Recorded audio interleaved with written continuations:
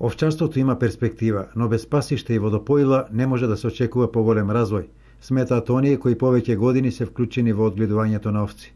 Проблемот со водопоилата и пасиштата не е од вчера, се провлекува наназад повеќе од 30 години, а пари за пасишта и водопоила сточарите издвојуваат. Што се однесува, ја од 80 година работам во предпријатие, и пред тоа ниеден пат не е направен во Шаш. Нити пасиштата се милитарират, нити становите бачилата се прават, нити патишта имат. Уште ние ги возиме, лекото го возиме со коњи. Пасишта е многу тешко спрема број на овци кај нас што е во овој атар. Тешко. Немаме доволно пасишти. А за пасишта да издвојувате да се? Па секоја година мора да издвојуваме пари. Ние по 50 денара мислам дека е од глава на овца. Сточарите сметаат дека извори за вода постојат, само нема кој да ги адаптира. Со водопоила исто сме слаби. Овие последните 12-13 години, можда и 15 години, ништо не е чепнато, нели, да се обнове пашата нешто и таква работа. За водопоила ништо нема тоа. Каде ги поите вода? Па еве, јас имам од водовода донесено тука вода и така со тоа ги попавам тука. Необходно е да има и водопоила. Да, необходно е да има на пашата, да си има.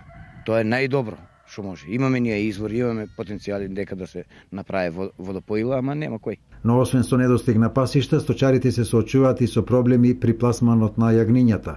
Велат монополот треба да се разбие. Таму ми имаме 4 кланици, ќе дојдат италијанците и ќе ги окупираат кланици, ќе им дават по 10.000 евра, друг да не може, само тие да колат, а сите, индивидуалните земјоделци ќе чекат на крај да го дајат јагнето, ќе почне со 120, а ќе дојде до 180 јагнето.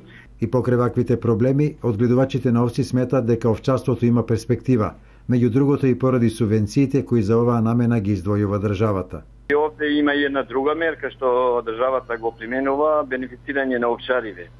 И тоа е многу добра мерка. И бројот на овците беше паднат 400 до 350.000, али сега више 600.700 е наголемена. Има многу добри знаци за тоа и со субвенциите, и со субвенцирање на овчарите, и на овците, и на јаганцата сега во последно женско јагне што ставаме. Во Македонија пред 30 години имаше над 1.500.000 грла овци.